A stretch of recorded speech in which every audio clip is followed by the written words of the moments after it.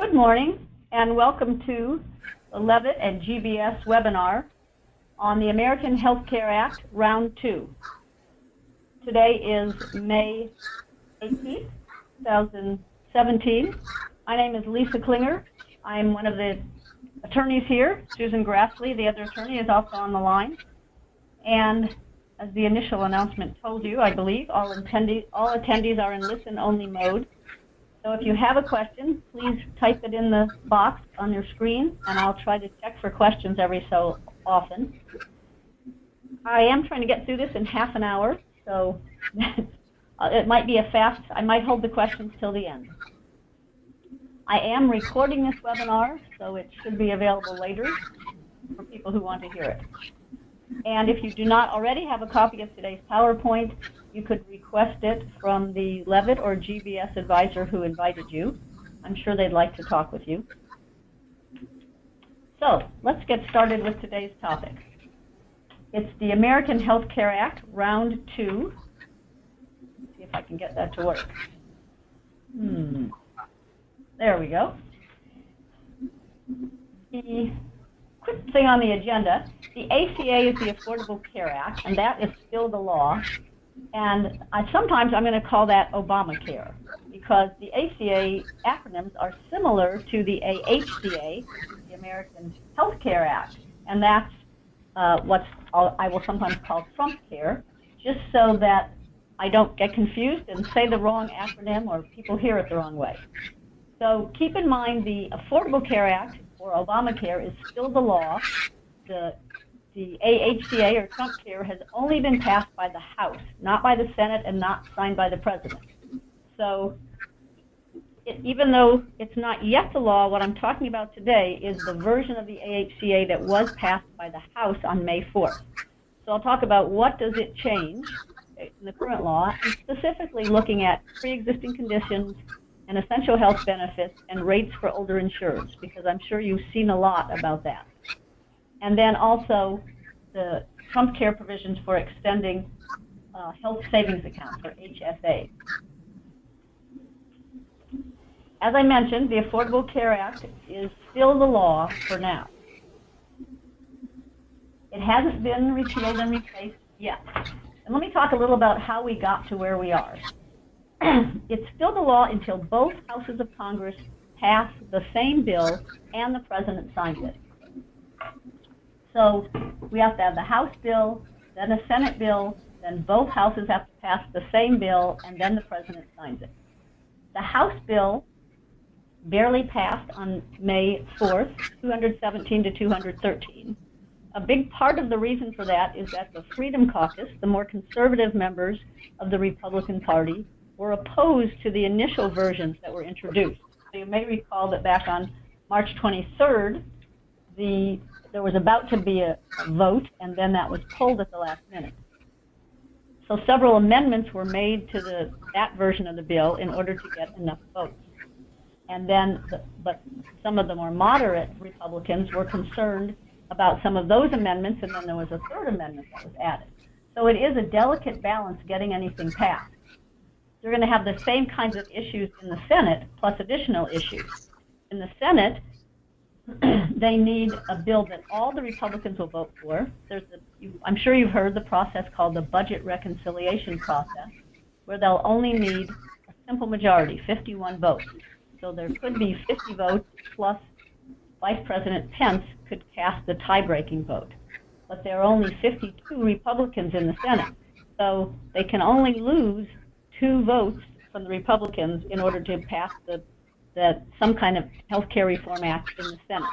And it's generally believed that none of the Democrats will vote for it unless it's substantially changed. But it is, so besides having that issue, there is the issue that a number of Republican senators have said publicly on news stations that they're going to start from scratch, that the Senate is going to have its own bill. So, and they also need the Congressional Budget Office report, which is called the CBO score.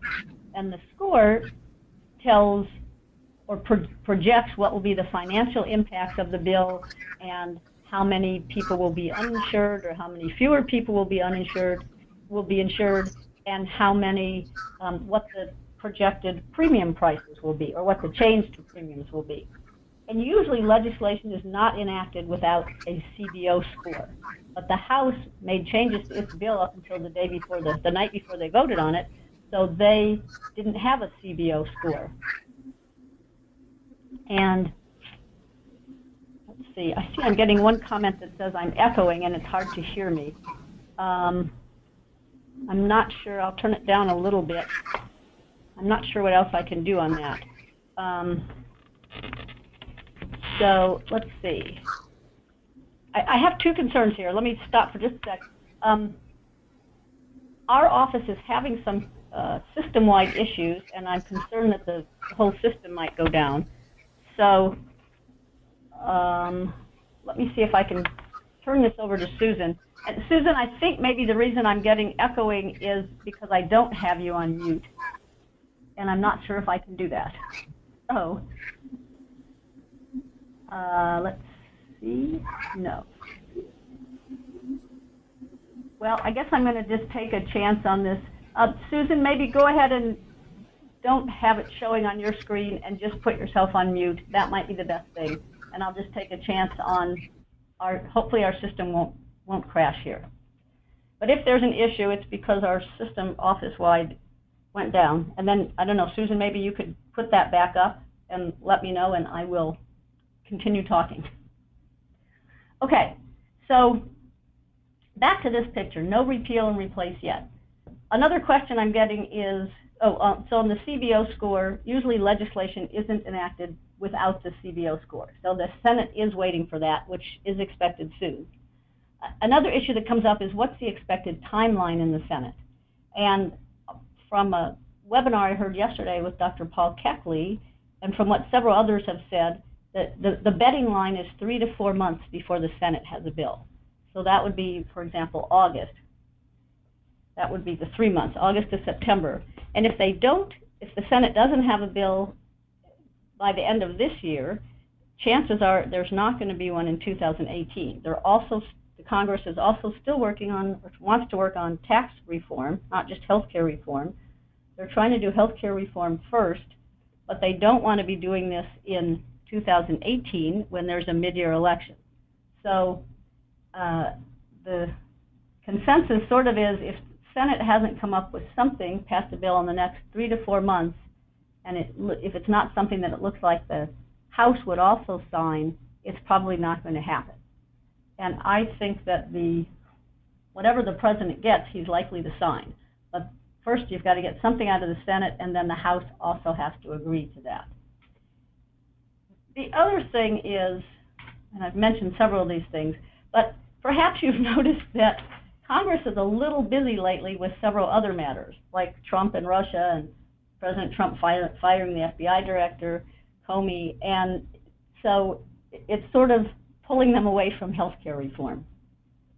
But as I mentioned, besides that, there is the issue of getting the conservative and moderate Republicans to agree on a bill, getting the Senate and the House to pass it, and in terms of getting at least the 50 or 51 votes in the Senate. So even if no health care reform legislation is passed, there will no doubt be some changes even without the legislation. And those would be by regulatory or administrative actions by the federal agencies, or by non-enforcement by the agencies, or by executive orders. So, for example, the HHS, Treasury, and DOL, Health and Human Services, are the 3 agencies with primary jurisdiction over the health care reform legislation. And there are, according to Dr. Keckley, 1,400 places in the Affordable Care Act where the Secretary of HHS can change how the ACA is implemented. And a lot of changes were made under President Obama. A lot of changes were made administratively to the Affordable Care Act, some by HHS, also by IRS in terms of, delaying effective dates of things. And for example, just recently, in the last few days, Secretary Price suspended the SHOP exchange, the small employer health exchange. And another area is non-enforcement by agencies. For example, the IRS could just not enforce the individual mandate taxes, or the employer mandate penalties. And executive orders, as you remember, one of the first things the President did on January 20th was issue an executive order regarding the Affordable Care Act, which directs agencies to limit the fiscal burden of the Affordable Care Act pending its repeal. So a lot could happen by these three means, even if or before the AHCA, the Trump Care Bill, is enacted. So moving beyond that, the AHCA is currently not the law and might never be, let's talk about what is in the Trump Care Bill. So a quick overview, sort of like a movie trailer, where it's first the funny parts and then you see the real thing and you say, that wasn't at all like the trailer. So quick overview. Trump Care would repeal the individual and employer mandates, and it would replace the tax credits that are under the AHCA, which are income-based tax credits. It would replace those with an age-based flat tax credit. A couple other things. The AHCA also has income-based subsidies, and the Trump Care Bill would replace those with the Patient and State Stability Fund. It would also replace the individual mandate with a continuous coverage incentive, which is a surcharge, and I'll talk a little bit more about that in a few slides. The exchanges or health insurance marketplaces remain, but there could be some changes under that. For example, insurers could charge older people a 5-to-1 ratio, higher premiums, rather than the 3-to-1 ratio allowed under Obamacare. Plus, Trump Care includes several waiver provisions where states can request waivers from some of the provisions and charge even a higher ratio than the 5-to-1, and could eliminate some essential health benefits. And then several more areas. There are HSA expansions, health savings accounts. Trump Care would repeal most of the taxes in Obamacare, but one thing that's unchanged is that children could continue to get coverage under their parents' plans up to age 26. So first of all, the big thing front and center is individual and employer mandates. Trump Care AHCA would repeal the individual and the employer mandates, and technically it doesn't repeal them, it just reduces the penalties to 0, but in effect that's repealing them. And that is as of January 1st, 2016. So that's going back to last year. It would also replace the individual mandate with what I mentioned before, the continuous coverage incentive. And the reason that's needed is to prevent adverse selection if there's no individual mandate, because otherwise people who feel they don't need insurance are likely not to buy it. And then the reason that's an issue is because then insurers will leave the market. So, and this is looking only at the individual market. So what the continuous coverage incentive is, it's a 30% surcharge if an individual drops their individual coverage and goes without coverage for 63 days or more, and then wants to buy coverage again in the individual market. And when they go to buy coverage, an insurer can impose a 30% surcharge for 12 months. So, for example, if the premium is $1,000, then it means the 30% surcharge means the person would pay $1,300 for 12 months instead of only $1,000. Now, one reason this is an issue is, or one effect of this with the different premiums based on age, for a young person, if their premium is $400 and they have a gap in coverage and then buy coverage, their 30% surcharge is $120. So they're paying $520 instead of $400. But if there's an older person and their premium is $2,000 a month and they drop coverage for more than 63 days and then try to buy coverage, their monthly premium would be $2,600 instead of $2,000. So that does impose more of a burden on older people in the individual market than on younger people. Also, there's no replacement for the employer mandate. So even though they'd replace the individual mandate with this continuous coverage incentive, there's no replacement for the employer mandate. Now you would think, perhaps, that if there's no employer mandate, you don't need the information reporting, the 1094C and 1095C. However, the bill itself does not repeal that requirement. And that's mainly, I'm sure, because the excuse me, it has to pass the Budget Reconciliation Act in the Senate, and that's not a provision that can be in the bill in order to get where it can be passed just by a simple majority. So the committee report does address this, and it says one thing that this bill does is it includes simpler reporting, information reporting, that just would go on the W-2. And so the committee summary says the IRS should stop enforcing the information reporting in a few years once it's redundant with the new W-2 reporting. So what if the employer mandate is repealed in the final bill, which just because it's in this, that doesn't mean it is. But if it is repealed, what does that mean for employers? Well, one thing is large employers who started providing coverage just because it was required, would those employers drop coverage? For example, if you didn't have to continue it, would you drop it? The minimum essential coverage is no longer needed to avoid the 4980A penalty or for the employees to avoid taxes. So would employers drop minimum essential coverage if they had just implemented it to get around the penalty in the law? Some other things for large employers, you wouldn't have to determine employer size for the purposes of the employer shared responsibility. So for all employers, with our step one was determine what your size is. And also employers don't need to use 30 hours as the definition of full-time employee for purposes of health plan eligibility. A couple other things no longer needed, those dreaded measurement periods, and affordability is no longer an issue. And minimum value isn't an issue because that's where the potential penalties come in. And information reporting would not be needed for this purpose, but there would be the simpler information reporting.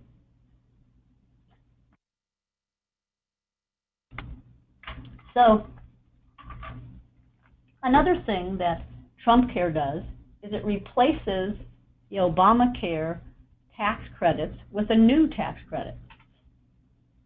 And as you remember, in the Affordable Care Act, they had the advanced premium tax credit. And that was based on income level of the person buying the coverage in the individual exchange, and also on the second lowest cost of the second lowest cost silver coverage in the relevant exchange. The Affordable Care, the AHCA, TrumpCare, would replace this income-based tax credit with a new tax credit that's a flat tax credit and based on age. And I've got more on that on the next page. But the Obamacare tax credit would be repealed in 2020, but in the next 2 years, in 2018 and 19, the Obamacare credit would still be in place, but the amount would be increased for younger people and increased for older people. So a little bit more on the new TrumpCare tax credit. It would be for state-approved individual policies, but it wouldn't have to be exchange policies. It could also be for non-exchange policies, but you couldn't have an advanced tax credit for that. And also, it can't be used for unsubsidized COBRA. In the initial version of the bill, it could be. So let me give you a few more details, but again, remember, this could all change in the Senate, and it likely will. So don't get too hung up on memorizing the details, but here are some of the details. The TrumpCare credit would be from $2,000 to $4,000. For people who are under age 30, it would be $2,000, and that's a year, annually, and then it goes up by $500 increments based on 10-year age brackets. And then for $2,500, $3,000, $3,500. For people who are 60 or older, it's an annual tax credit of $4,000. And that is per family member, counting up to the 5 oldest members. So for a family, the maximum credit is $14,000. So, two parents who are 50 to 59, each have a $3,500 tax credit, that's $7,000, and 3 kids under 30, that's $13,000. So families would have a higher tax credit. And then it does phase out at $75,000 individual income and at $150,000 income for married filing jointly. And the way it phases out is it's 10% of the amount in excess of that threshold. So for example, if a single person earns $100,000, $100,000 minus $75,000 is $25,000, times 10% is $2,500. So the credit they would otherwise get is reduced by $2,500.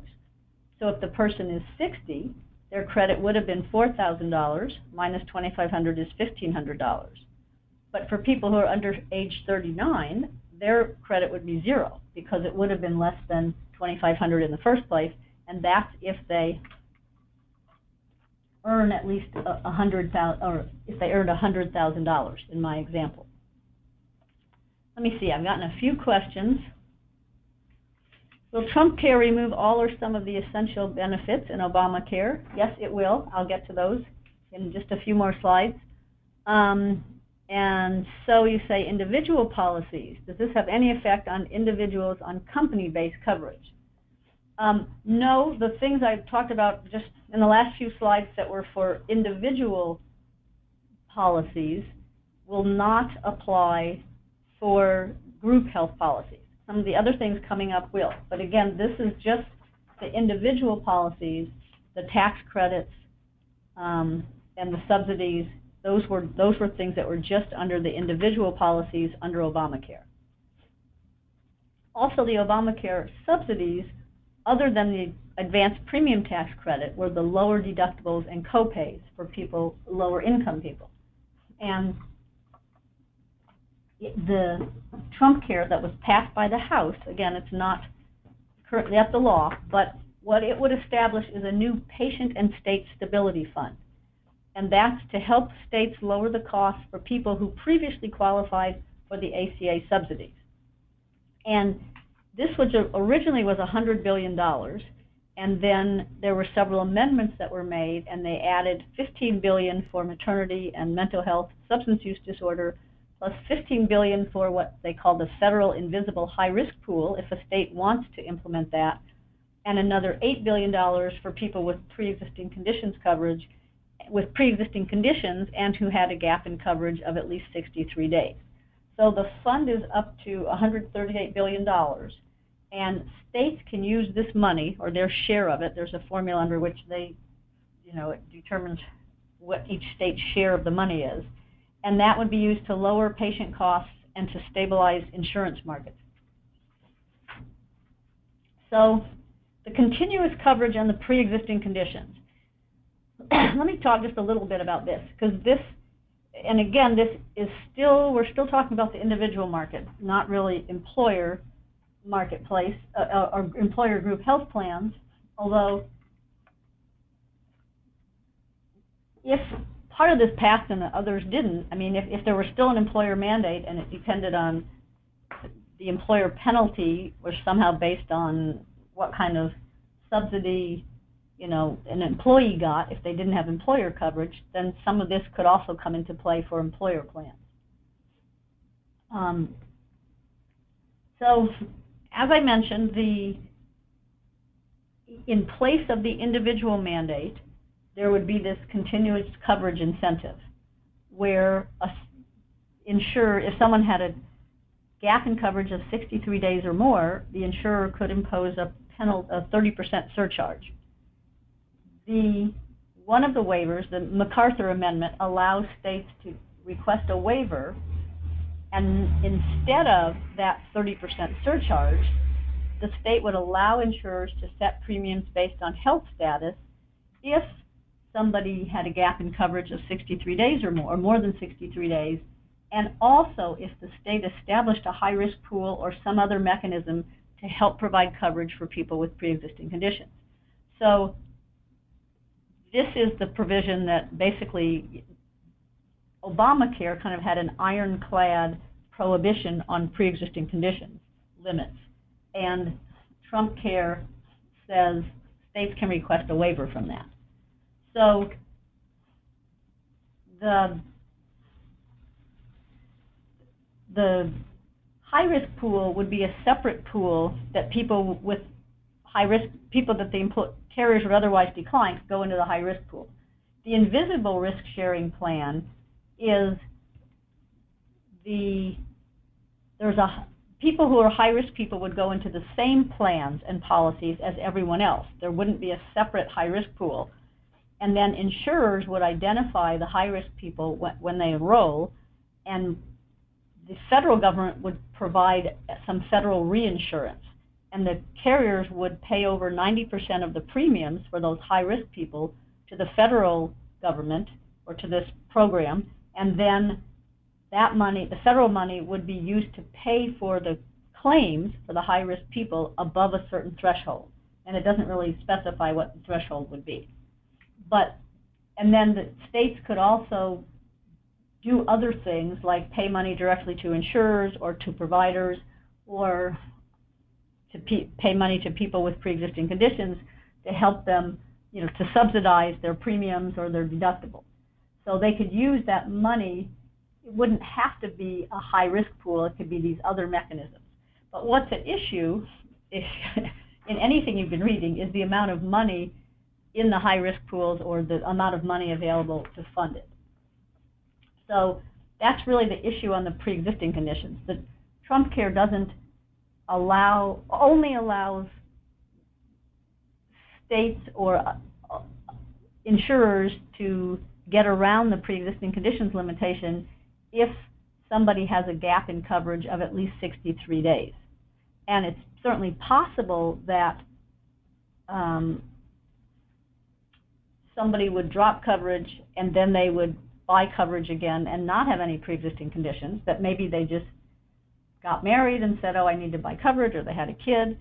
But it's more likely that somebody would drop coverage in the individual market, and then when they buy it again, it's because they need coverage. And so the insurance company would rate them and then either impose the surcharge, or it would be the premium would be so high that they couldn't afford coverage, and they would have to go into the high-risk pool, or they'd be under some other mechanism, the invisible risk pool. Let me see, I think I have another question. If the individual mandate is 0 back to 2016, will individuals who paid penalties for not having coverage in 2016 be refunded?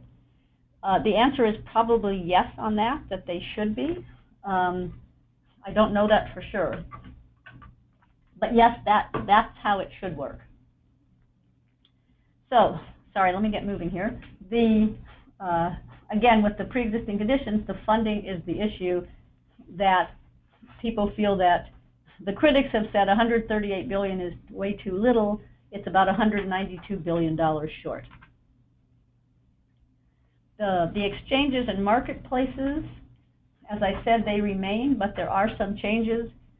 Instead of the 3-to-1 ratio under Obamacare, insurers could set a 5-to-1 ratio, and under one of the waiver provisions, states can get a waiver from that and can allow insurers to set higher provisions. Also, policies in the exchange would no longer be required to meet the specific actuarial values, the 60, 70, 80, 90% actuarial values, the bronze, silver, gold, and platinum. So what it means is that plans could offer insurers could offer a plan that's less than 60% minimum value, actuarial value. But the open enrollment and the special enrollment rules still remain. So people couldn't just enroll anytime. They could just enroll during the specified open enrollment period, or if they had a special enrollment event. And as I mentioned before, Secretary Price, Health and Human Service Secretary, just suspended the SHOP exchange by administrative action. So there is that change to the marketplaces, even though that's not part of the AHCA changes. So again, just to reiterate the waiver changes, a state could request a waiver to have a higher than 5-to-1 ratio. Also, states could request waivers from the Obamacare requirement that policies cover at least the 10 essential health benefits. So, for example, they could exclude maternity coverage or mental health substance use disorder. And as I'm sure you all know, the The EHBs, or essential health benefits, are sort of the 10 core services that Obamacare basically requires plans to have: ambulatory services, emergency services, hospitalization, maternity and newborn care, mental health and substance use disorder, prescription drugs, rehabilitative and habilitative services and devices, lab services, preventive and wellness services, and pediatric services, including oral and vision care. So a state could request a waiver and define its own essential health benefits. And the reason that this might also affect the group health plans is that group health plans cannot impose annual or lifetime dollar limits on essential health benefits. So if a state redefined essential health benefits to only be 10 things, 6 or 7 things instead of 10 things, then it seems that would mean that group health plans could also then impose annual and lifetime dollar limits on those services that are no longer essential health benefits.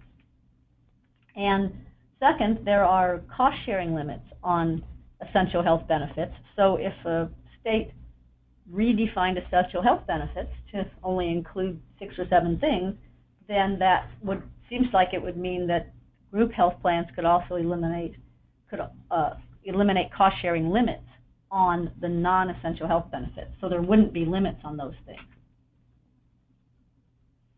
A little bit more on the state waivers. The waiver is automatically approved unless HHS denies it within 60 days. I believe it's 60 and not 90. States don't have to provide evidence that their alternative would reduce rates or expand coverage. It just has to assert that it will. And the waivers are good for up to 10 years, but if a state ends its risk-sharing program, then it loses its waiver at that time. So, quick summary: the waivers would allow states to get around the pre-existing conditions rules, allow insurers to underwrite if someone has a gap of more than 63 days without coverage. Also, under the waiver, the second kind of waiver, a state could set their own definition of essential health benefits. And third, the state could set a ratio greater, or allow insurers to set a ratio greater than 5-to-1 for the rates in the individual market for the oldest group of insureds versus the youngest. Things that the Trump Care, the AHCA, does not change. As I mentioned, there would still be coverage for adult children to age 26. Also, policies would still be guaranteed issue and guaranteed renewable. First dollar coverage of preventive benefits would still be required, and the medical loss ratio, or MLR standards, apply for all insured plans. And that would be, why is this not going? There we go. So that would be the MLR rebates. Also, plans still have to provide a summary of benefits and coverage, the SBC, and the ACA wellness incentives would still apply. It doesn't change those.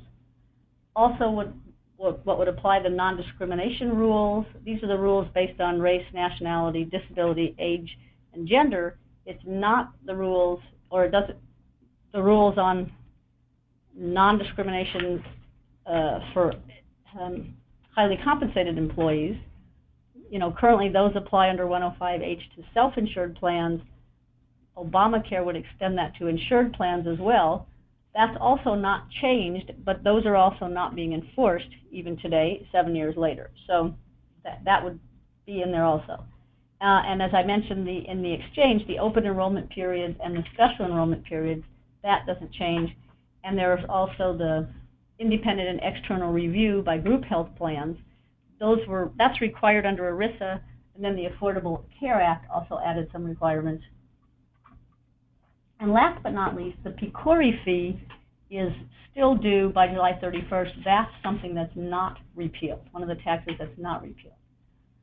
Trump Care does repeal most of the Obamacare taxes. However, the Cadillac tax is just delayed until 2026, although it's generally believed that will never apply. The PCORI fee is still due, so that's not repealed. But the rest of the things are repealed, most of them in 2017.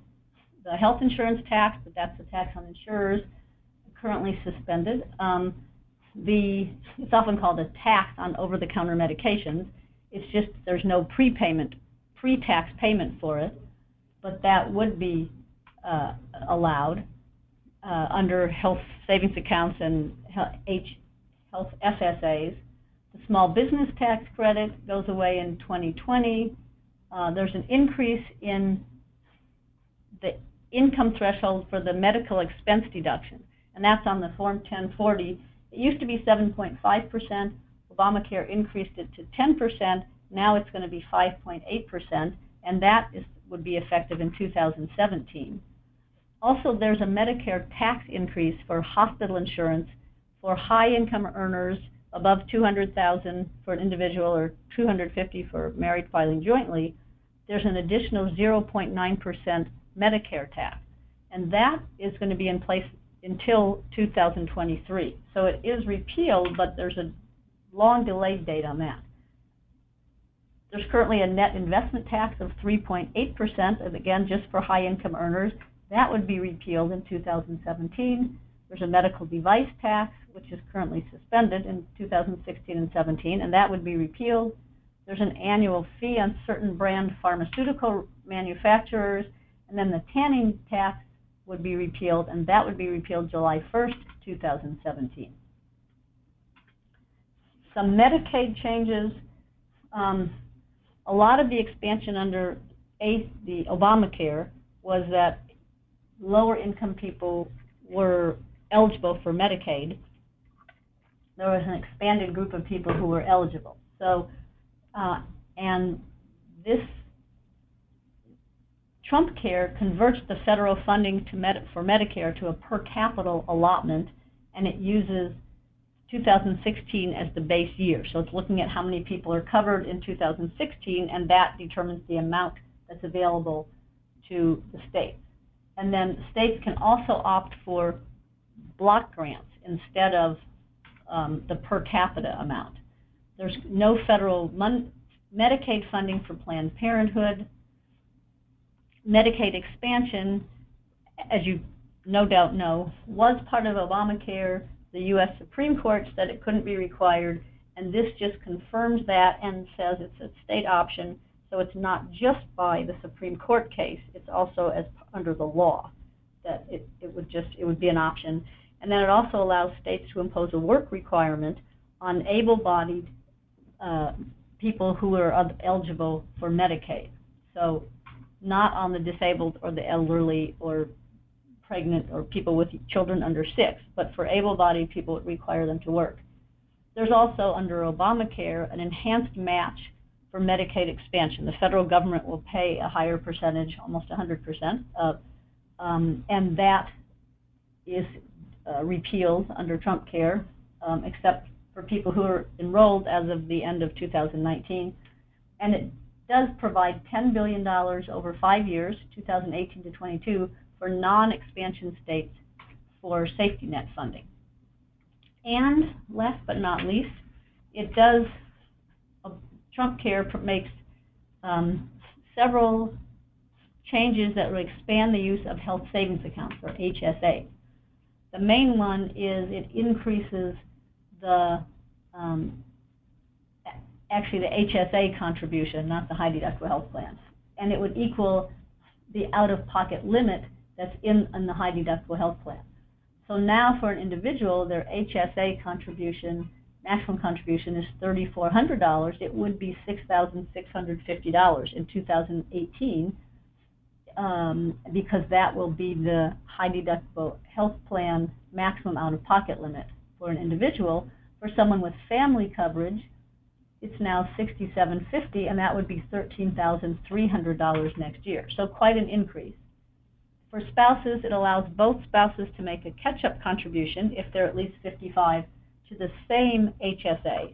So now they would have to, the other spouse would have to create their own HSA. Also, it reduces the tax to 10% from 20% if someone gets a distribution from their HSA and they don't use it to pay for qualified medical expenses. Let's see, why is that? There we go. Also, it allows people to pay from their HSA for medical expenses even if they were incurred before the HSA was established. However, the expenses had to have been incurred while the individual was covered under a high deductible health plan, and the person has to establish the HSA within 60 days after they're first covered by it. So it's only going back 60 days and when the person was covered by a high deductible health plan. And then it also limits HSA funds and says HSA amounts cannot be paid for abortion-related medical expenses, or if they are, they're taxable, except with the exception for if it's from rape or incest or a woman has a physical disorder. So the wrap-up is, for now, continue to comply with the Affordable Care Act. It is still the law. It could be that it never ends up changing, but the provisions I went over today are in the AHCA, the Trump Care proposal that passed the House May 4th, but again, it's not law unless or until it's also passed by the Senate and signed by the President. And again, the AHCA is not likely to be the law in its final form. So, and even if changes aren't made by legislation, they could be made, changes to the Obamacare could be made by regulatory or administrative action, by executive orders, or simply by non-enforcement by federal agencies. So that's it. I didn't quite make it in 30 minutes, but 45 minutes. So thank you very much for attending. I did record the webinar if anyone wants to hear it later.